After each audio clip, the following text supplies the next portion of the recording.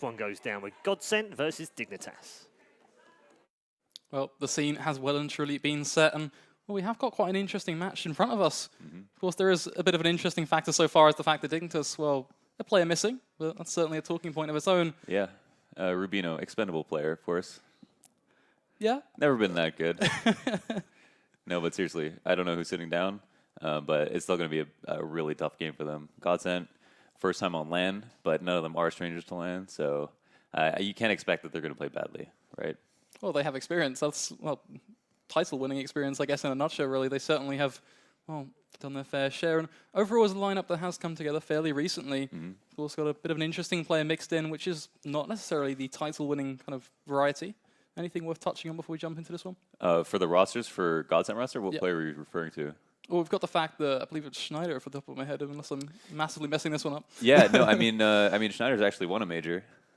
That's something that I don't necessarily know. A lot of people forget, but he was on the original Fnatic roster that won the very first major in CS:GO. Learn something new every day. Yeah, I mean, you know, him as a player, maybe not. He's maybe not major winning tier right now. Yeah, I think that's certainly the point that a lot of people would echo towards. And well, I'm going to worm my way out of this one by saying that's what I was touching towards. Yeah, calculated, of course. Of course, totally calculated, totally planned. But no, certainly. So, well, certainly something to touch on, in fact. So he's won a major in the past. He won the first ever Counter-Strike major. From there, it's, well, at least from an onlooking perspective, it's been a bit of a bumpy road. Definitely. Two months later, they had struggled in performances, and then he got cut from the team. And since then, had never played or gotten the chance to play on a team at the tier 1 level. I mean, he's just never had the opportunity. And now with Godsent somehow wrangling up 3 players from NIP, they have two players from NIP, 3 players from NIP. we'll get there on the end. Yeah, it's late, but they have. I don't know if they've gotten the better of the trade. Actually, I actually think that Fnatic did not necessarily come out on the bottom or on top, but Fnatic getting Olaf and Dennis, who are in form right now, right, and then Godsent getting JW and Crims, who haven't looked as sharp as they have in the past year.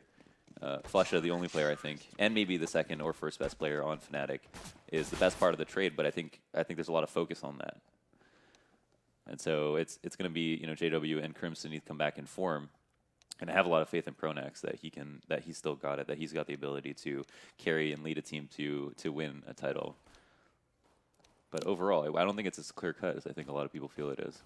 Yeah, certainly, just as a roster on a whole, a lot of potential is there, but that's certainly a bit of an airy statement, just potential, because you can be this team who, well, everything stacks out in front of you, you go, well, we could be really good. Yeah. But sometimes it just doesn't quite work. But either way, we are going to be rolling into what will be our second match of the day, Godsent versus Dignitas. We're going over on towards Mirage. The good man Pronax going to pick up a kit and a smoke. Going to be a real team player along with MSL, the IGL, and Rubino has found his chair. So we're off to a strong start for Dignitas already. Certainly ideal, so there can be the original roster intact, but looks like we're not actually going this one just yet. Bit of a pause rolling on out, and well, it looks like it's not live at all. Players just going to be spiraling around the map. So, well, I guess this gives us a bit more time to talk about Mirage and, well, in general, a map that a lot of people, I think, certainly know on paper which way it leans towards. But is there anything, well, maybe slightly more different, some interesting facts to bring to the table? Certainly been a bit of a theme of this cast so far. Some facts about Mirage and the map in general. Dignitas is very good on this map, but I think so is everyone on Godsent. And there is going to be a heavy focus towards mid control. As I say, so the early round, if you want to default, what's really cool for terrorists is that you get a free bit of map control in going mid, because you can smoke top boxes and then get across to their molly out connector, make sure no one can peek, and you have a really safe route to gaining a free bit of map control. And it's the CTs can run up mid some rounds, but it's a little bit risky. You can't do it every round. There isn't a lot of cover to do it, so you only do it when you feel like you can catch terrorists off guard. And that's why it's really nice for Ts, at least in the early to mid part of the round, to just try to do that most of the time. So defaults are very strong on this map, and mid control being very important because one of the hardest splits in the game to stop is a connector split. Right, Cat's a little bit different because you can sit safely in the window and spot people crossing Cat. You can also shoot them over the top of the connector smoke, which is impossible to throw a perfect connector smoke, as everyone knows. And then on top of that, have your 2 B guys or 1 B guy or ladder room guy to help out. But connector splits are very, very strong. And then there's also the ability to sneak one person in the ladder, sneak one person in connector, and just leave them there. And it's really hard to kill them, right? It's really hard to retake those spots as well. So mid results in a lot of different options. And even if you don't use those options, it forces the CTs to make reads as opposed to just adjustments based on what they see you doing. Because sometimes you can't always know. Well, talking about the CTs making reads, we mentioned Pronax and, well, maybe even questioning the fact that is he on form? Does he have what it takes to return to, well, the level that he originally was at? And reads on a whole, it's really going to have to, especially with the fact they're starting on that CT side. Yeah, I think Schneider has said he is... Schneider actually called him Jimmy Neutron. Jimmy Neutron head, I think, was the term. Because he's such a clever a clever IGL, infamous for having good reads, and actually noted in that original run versus NIP in the finals of the first major, had some amazing mid-round calls. And that was a team that he was only on for about 2 weeks, so that goes to show that it wasn't all preparation, that a lot of the stuff that he did was on the fly. Just completely out of the blue, trying to make things work. But hey, it looks like we're finally going to kicking things off. We're already a good chunk into this round. It's going to be Pronax kicking things off. A headshot being delivered straight to the cranium of Magix, but it's just not quite going to be as clear-cut as expected. They're getting that bomb down. Crims is going to manage to deny it. A couple more. Just Frank's going to be flurrying on in. And well, we're left in a bit of an awkward one. A 4 versus 2. MSL and Rubino, they're the two left to do some work here. And Rubino, he will connect himself another headshot on towards Flusher. But even then, it's 2 versus 3. They have to get themselves over on towards this B site. Of course, that bomb just sitting there, laying perfectly towards the boxes, but their work well and truly cut out for them. Oh, they've got a couple of options. MSL is the last person alive, though, and has been spotted. And now that his position has been compromised, I mean, he just has so much work to do. Crossing these windows means that he opens himself up to so many angles. And JW in that Nike shirt. It's so weird seeing Godsent players out of their amazing uniforms. They've got one of the best logos, I think, in all of Counter-Strike. Do you agree? I think the Godsent logo is certainly... Yeah, actually, I'd go far as say it's the best logo in all of Counter-Strike. There we go. I can sit with that one. I think it's, well, it's got a different design. You don't see that every single day. And, well, the Nike T-shirt, maybe that's just going to be a bit of a statement of its own. But we are seeing another technical pause. I was kind of questioning that. I could hear the beeps kicking off in the background. And, well, there you have it. BO3 pistols? Oh, no, they did match medic. Okay, cool. I think we should be going for a flat-out match medic. Hopefully we can get back into this one relatively soon. It's, well, the first day of the tournament. Technical issues, they're going to happen. It's expected. When they happen, well, it's a whole different ballpark. And I guess that's one of the good reasons to having an hour and a half for each match set aside. What's a LAN without delays? And this is nothing. So looks like the instant match medic is out. Everybody's bought up except for Magix, who I think is going to, I guess, be responsible for the op. No, he's even half-armored up late, so... Now he's going to be on even footing with everybody else. And I think that they see the opportunity to just be able to use a full rifle execute in the future.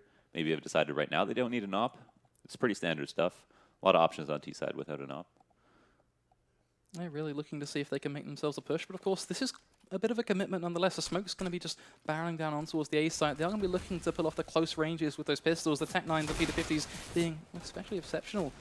But already it's going to be the Scout Schneider actually delivering a tag on towards Magix. Not quite going to be enough for a frag just yet, but certainly going to be looking to do the work as they have got themselves successfully onto the site. Looks like they're going to be pushing straight on through CT, trying to deny the Scout any impact at all. But Magix, 1 HP, getting away by the skin of his teeth.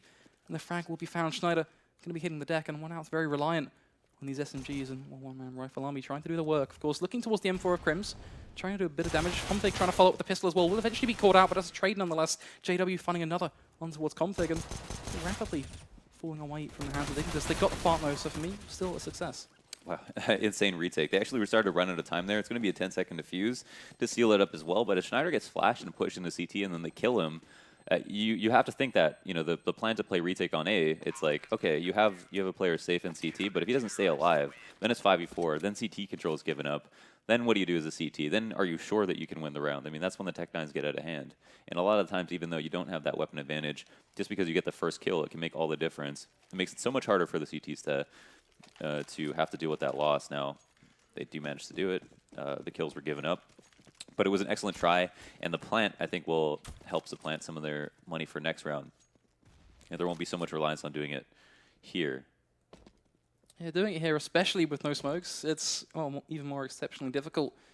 Of course, that is going to be their goal, but whether they can pull it off is a whole different ballpark completely. And well, they will find one frag. Magix looking to do some work with the close range once again. KGB trying to repeat similar work towards the top of mid, but the range, was just not quite there. And Crims, he should have a fairly easy job to mow all three of them down over towards underpass. Finds the second, actually aided by Flusher, who's going to spiral out towards mid and pick up 2 apiece as well. And fairly clear-cut and a very easy round to digest. Yeah, now everyone's going to be buying a 0 here to get as much out of their buy as possible. And we see that they're all full up. So they did the perfect amount of calculation on that previous round. Having the P250 is just fine. They realized they could have probably bought an extra flash or 2, but that stuff is super hard to calculate. You don't do that in freeze time. That's way too much of a liability. You just buy and you make you eyeball it, basically. Make sure you don't spend too much. Then here we are setting up for another 8-take, yeah. I think they were fully aware of what their plan or strategy was going into the second round because they didn't have anyone safe for an op. And 1 Palace. I feel like this is kind of an antiquated way of taking A because A ramp is very easy to counter nade, and Godsent have a huge economic advantage. So I wonder if this will work out so well, and I'm kind of curious as to what the smokes will do. It's going to be looking to get themselves some map control, and Molotov is going to be burning his way as well, trying to do some work in terms of just holding things off. Schneider going to be looking to spam away. Will find himself one. Not quite going to be denying the bomb plant. Actually be caught out by Conflict. He's just jumping away the corners of that firebox. So really a nice frag to find. But the big thing for me is the HP markers on Dignitas. Caught very off guard, being dropped very, very low. We do see KGB and JW finding 1 apiece respectively. So bring it back to a 3 versus 3. That bomb is still going to be ticking away. Yeah, Cajun's trying to make a decision here. He realizes 2 players at A ramp, they might die soon, and so he can't actually go for that mid-rotate.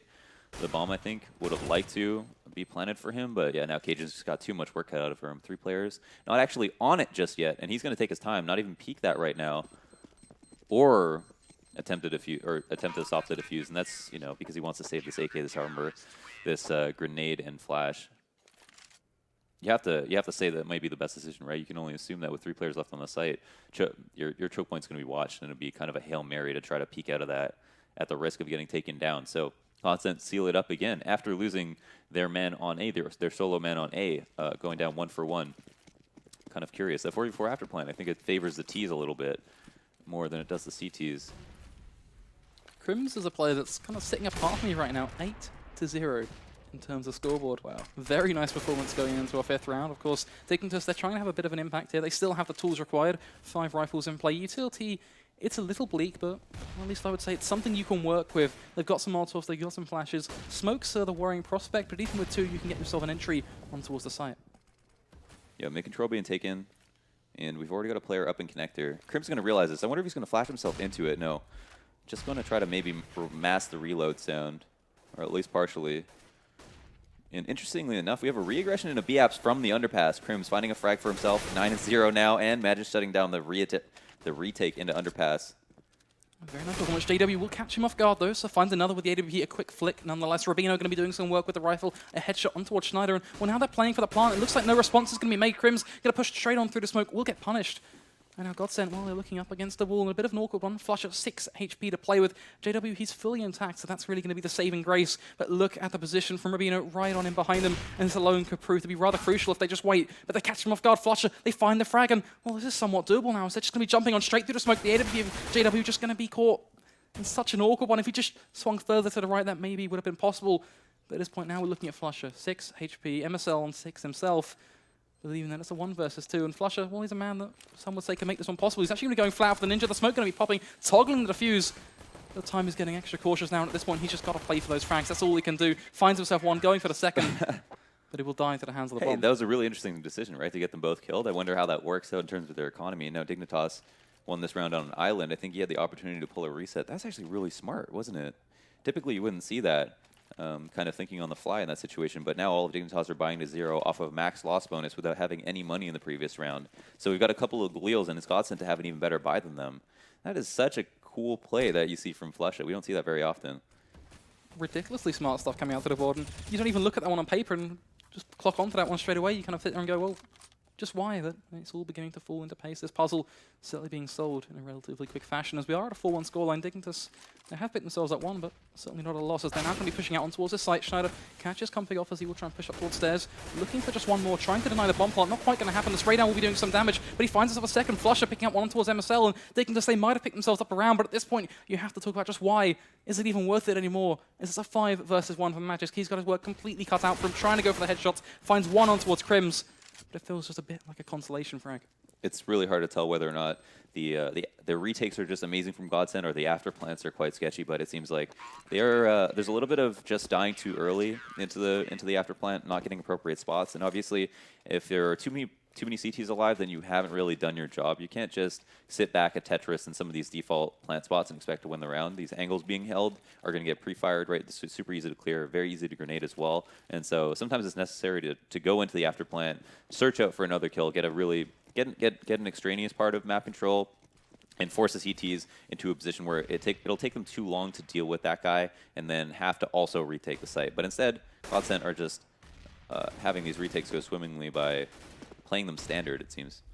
They'll be looking to, on the Dignitas side, to barrel out onto us. It's like playing for a plant. They will be cut down, but they do find two. Cajun actually having a very nice impact. Going to even try and play for a bomb plant, and he does just that. Now that's a huge success in this round, even from just an economy talking point alone, as well, they should just be cut down. It's going to be a 2 versus 2, so maybe possible.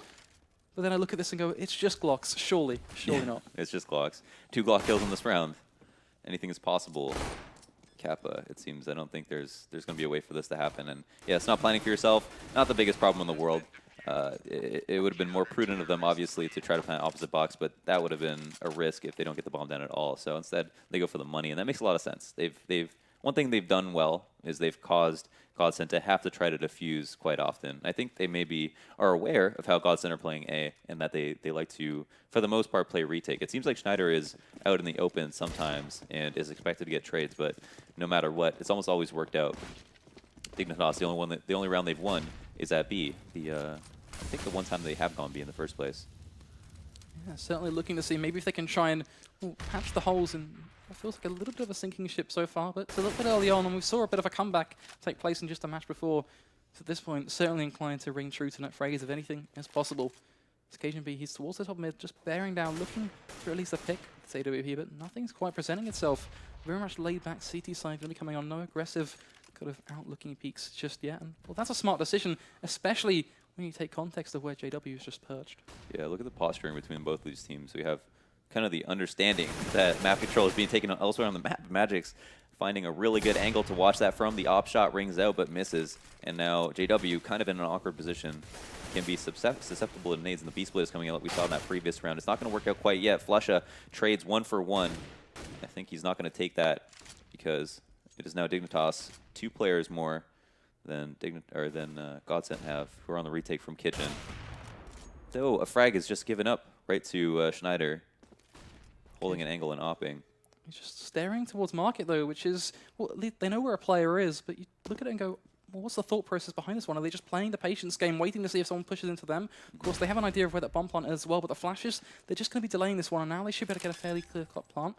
Magic, well, no one really there to contend things. The split is going to be coming in from short. Schneider going to miss. Well, he lands a shot. It's a tag, but it's not quite a frag. And, well, that's what we were looking for now as Rubino. Well, he knows exactly where to look. Just going to be holding the angle, staring. Dead set and patient, but Crims. Well, we knocked market just a tad, but he actually makes it work. Finds himself a pick. Rubino quick to trade things back on towards Schneider, and now it's all on Crims. It's not quite going to happen. Cajun B going to make that double up setup work. Yeah, but I can see you were alluding to drawing the storyline up about how another round is thrown by Dignitas in that after plant, right? A lot of these kills are given up. You're standing at the choke points. You're waiting. You're waiting to perform the retake as the man in kitchen, and all you're hoping is that someone peeks you while you're waiting. So you're holding the safest angle possible. A kill's given up, and it looks like another one is going to come out right from Cat onto Rubino. Rubino finds that frag, but if he doesn't, maybe it's a different round. And so maybe getting a little bit antsy in their after plant positions, not forcing Godsent to really have to work hard to get into the site. Instead, are taking these fights way too early. Yeah, certainly hitting the nail on the head, some would say, is, well, now we're rolling into a 6-2 scoreline. Certainly looking bleak, but Dignitas, they are doing something to try and keep things close and contended. And overall, they're very much gambling towards the top mid. We mentioned just how strong mid control was. Of course, that connector split being one of the strongest in the game was something we were discussing. And well, it looks like that's where they're heading. JW there with a pistol to try and hold things off. But just a pistol up against what is certainly a very strong buy. Yeah, it seems as such. Now, Dignitas have connector control with the bomb. You can see just by the bomb that you know it's going to be an A-split. 2 players at A-ramp to try to join them. And Cajun B over on Cat. So if the bomb is planted opposite default, or opposite triple, he has a free way to win the round.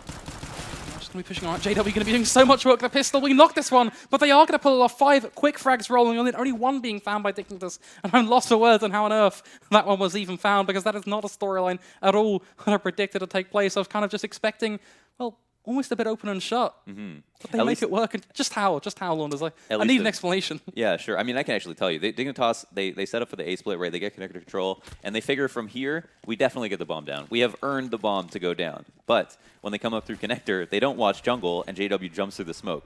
And they're like, well, in practice, we throw this smoke in jungle, people don't come through it, so all we have to do is focus on the site. We've pretty much won, right? And JW is like, no, we don't respect you. We're going to come through that smoke, and we're going to kill you, because I have a feeling that you're expecting this to be a textbook play where we do exactly what you want us to do.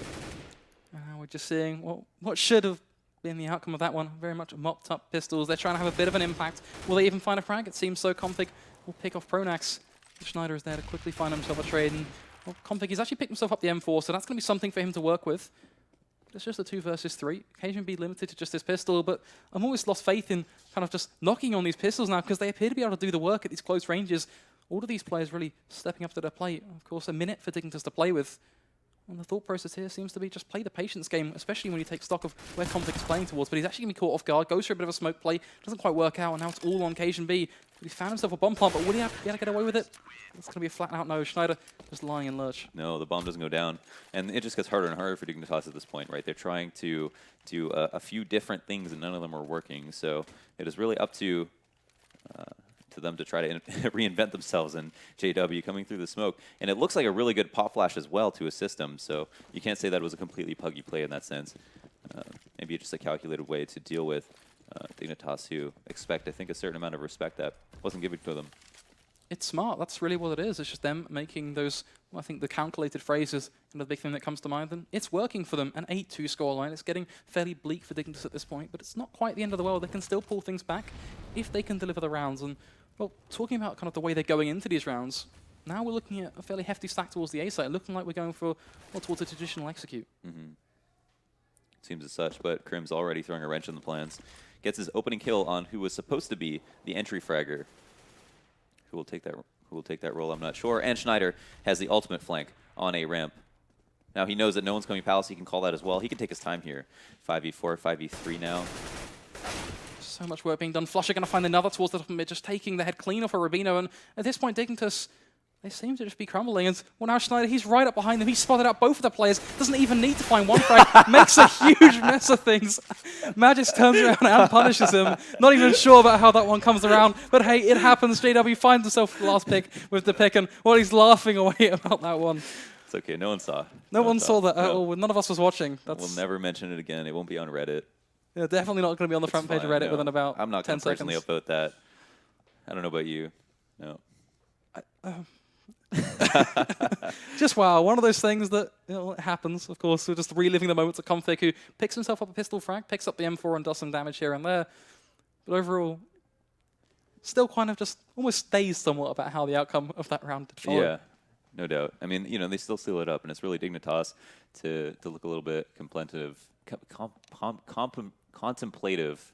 That's a tough one. I'm never going to use that one at cast. In this situation. I think it's correct, though, because if you look at the way they're even just postured right now, the way they're sitting, and then we look at Godsent, they're laughing away. They're enjoying themselves. Yeah. Dignitas, I don't know if it was just me, but I didn't quite get that feeling from looking at them.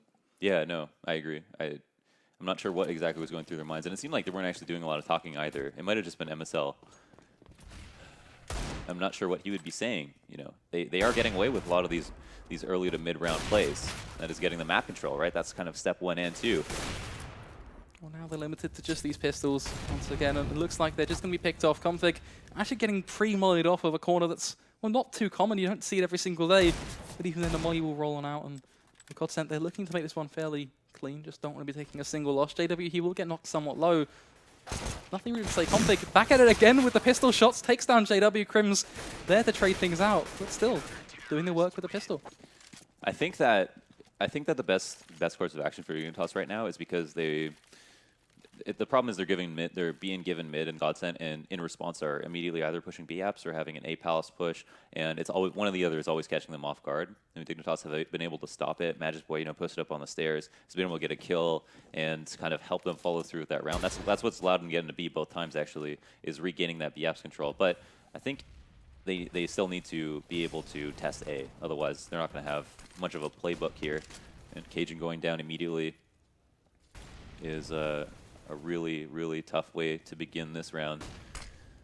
One of their last rounds they'll have to buy, but the B split's already coming out, and the player at B has been spotted.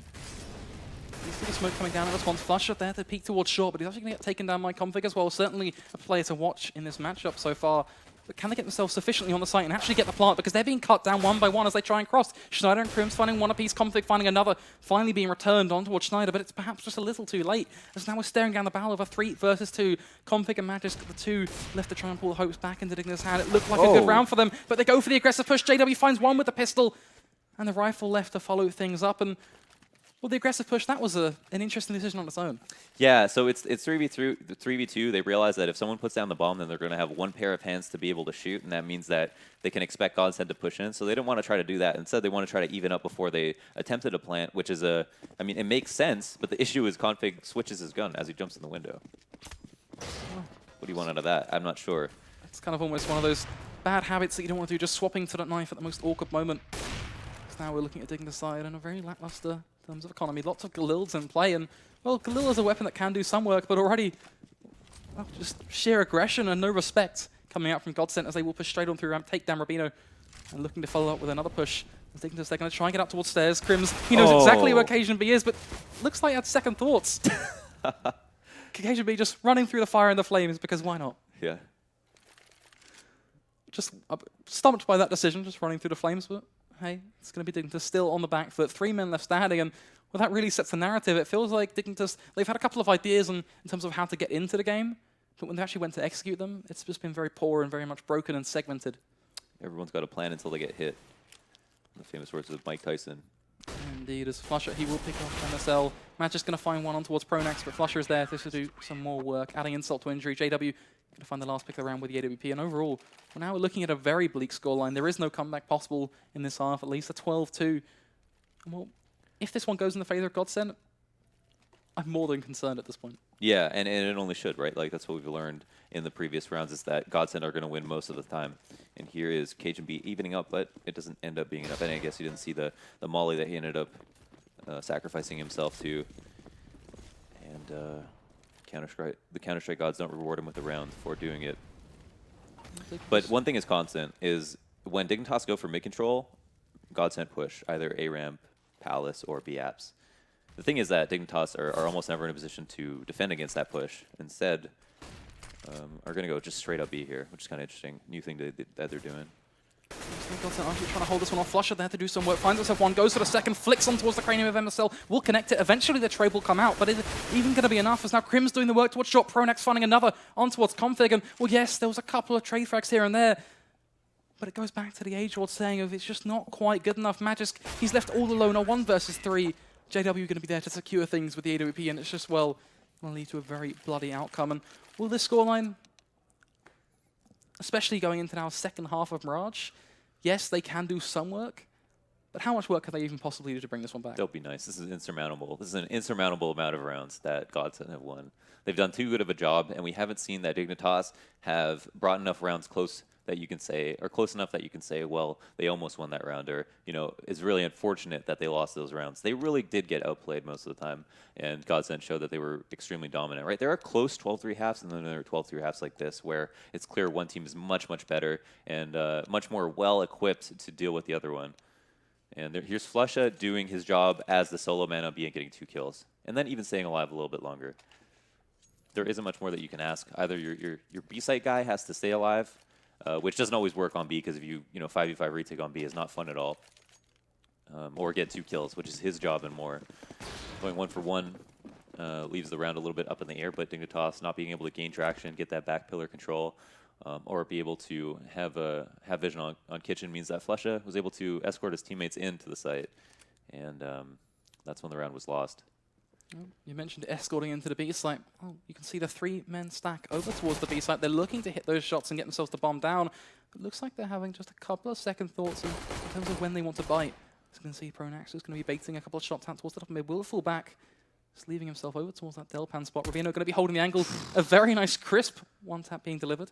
Again, certainly not the ideal way to kick things off for the Godsent side, who want to close this one out fairly quickly, as they don't want to give Dignitas a room to bring things back in. I think the plan of the course of action was to fake the double fake, and that was by making noise at B without actually having anyone A to do anything. So I think they were trying to do something a little bit more simple without sacrificing any manpower. And now have just make an adjustment, try to get into window, can't catch. Cajun off guard. He is ready and aware. And the re-aggression into window, not going to get punished quite yet. Cajun staying alive is huge. And Schneider not spotting this boost. So Flusher getting up close and personal, but it's not quite going to work on either. Rubino finding another, but there is a frag rolling on, and Schneider going to take down Conflict. But at this point, it's a little bit rougher. 1 versus 4, and yes, Godsent, they have the upper hand. But even this is an impossible scenario for him to make stick, and Dignitas, they at least walk away with something to play with going into the second half now. Yeah, that does make a little bit of a difference. If they lost a pistol, the game is pretty much over. I mean, this is Counter-Strike. You can come back from anything, but losing a pistol at 13-2 versus a team like Godsent should spell disaster 92, 100% of the time.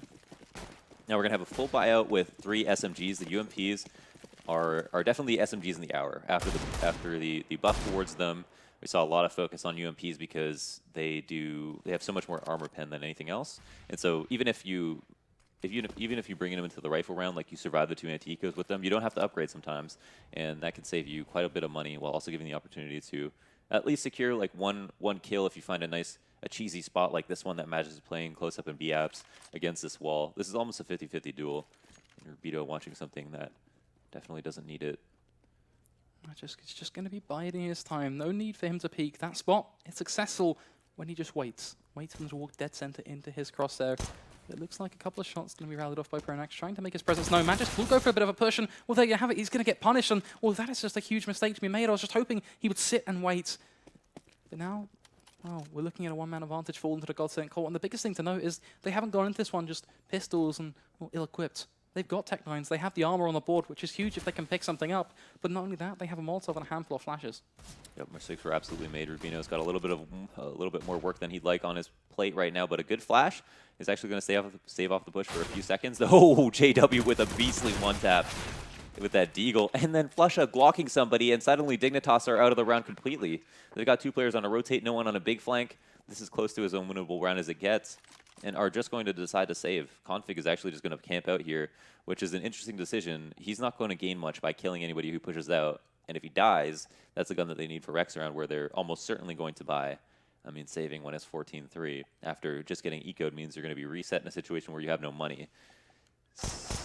I was kind of looking at the map and I was like, please don't let it go that direction. But Flusher, he walks around, taps the head of MSL, manages to get away with it. Config now trying to claw something into this round. If he loses this UMP, I'd go as far to say it's all over, and well, he will lose it. Tries to get himself through back towards CT.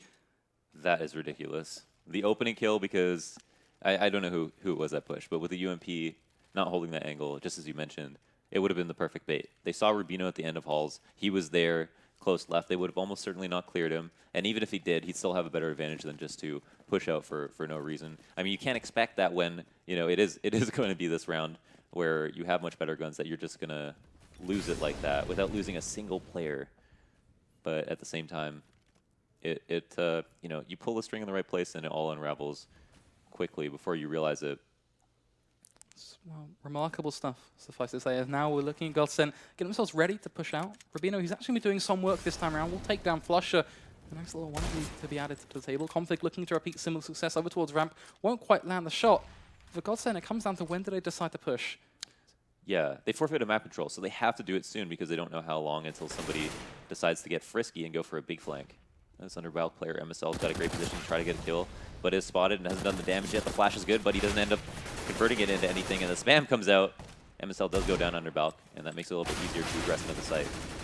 A rapid spray coming out from JW. Will pick himself up 1, goes to the second on towards Rubino, won't quite work, but at this point, doesn't even matter. 6 HP left on his body, but he's got 2 teammates there just to help him out and make sure things go fairly smoothly. Rubino is being tagged down so much, not even being told, no, you can't go for a peek, you will stand there and you will die, as it will be taken down by JW, just adding even salt to the wounds by killing him with a deagle. Now Godsent just one away from walking with a victory, and the biggest thing that's still sitting with me is they're happy and smiling away. They're enjoying themselves. Yeah, or Dignitas, or saying Godsent. Oh yeah, they should. Dignitas, on the other hand, they look, I don't want to say soured, but they look beaten up. yeah, I think that's really where it sits. Just beaten up, destroyed, and the mentality doesn't seem quite there. Like they have the ideas, but it's like the same face. You like if you remember any movie where they've had like a rehab clinic and everybody's just sitting around in a circle in a powwow, not happy about their lives. That's Dignitas right now. Nothing is working at all. And well, you look at it's a 4 versus 4. What can they even do here? Just low money, low utility, very much back shoved up against the wall. We're actually going to be doing some serious work with the Eagle lands 2 apiece. Pronex there to do the trade nonetheless, the damage being done. The big problem for Dignitas is they seem to be just going for these pushes. Once again, KGB caught off guard, taken down a peg. Config now left all on his own, 80 HP to play with the CZ, Molotov and a flash. At least he has an M4. But will he be able to pick up this frag and bring it back to 1 versus 1? He will do it, finds the shot on towards Crimson in the end. Now all he's got to do is find Pronex. 15 HP, may I just point out. But he misses the jump. The movement mistake's going to be rolling on in, and that is huge, just from timing alone. When the game comes down to movement. Just this position now from Pronex. He's clocked on exactly where he is. The Molotov going to be coming out from Config. He's even going to check the angle. How do we even sum that one up? That's just... Yeah. Yeah. You can't even tell who won that match. The Godsent are just like taking off their headphones. No one's even dabbing each other. They're just like, yeah, easy skins, easy life. That was super clean run. They had no chance of. It seemed like Dignitas had no dog in that fight at any point in the game. They even had the pistol, and so afforded themselves the easiest round possible to win, and then lose it without killing a single player who has a Glock or a P250. I mean, they are looking worse for wear, to say the least. For me, it really just came down to the fact that they had the concepts, they had some ideas on what they wanted to do, yeah. But they tried to go for them and things just fell apart, as you say. Nothing was quite working. They had the game plan of putting that player up towards B-Apps, for example, but then they decided to go for the push, and that decision alone, well, that was just crumbling. But for now, before we disappear back off to the desk, I have one question for you. One word to sum up that match. Tumultuous. Oh, there you have it. We're going to be jumping straight to our ads, and just directly after those, you'll be listening to everything coming straight from our analyst desk. Bets, online betting for every esports fan. Dota 2 and Hearthstone, CSGO and Overwatch, StarCraft 2, the choice is yours. Express bets for multiple matches or live bets on the game you are watching right now. Know your way around Dota 2, make a prediction for picks and bans. Playing CSGO, guess the number of rounds in a certain match.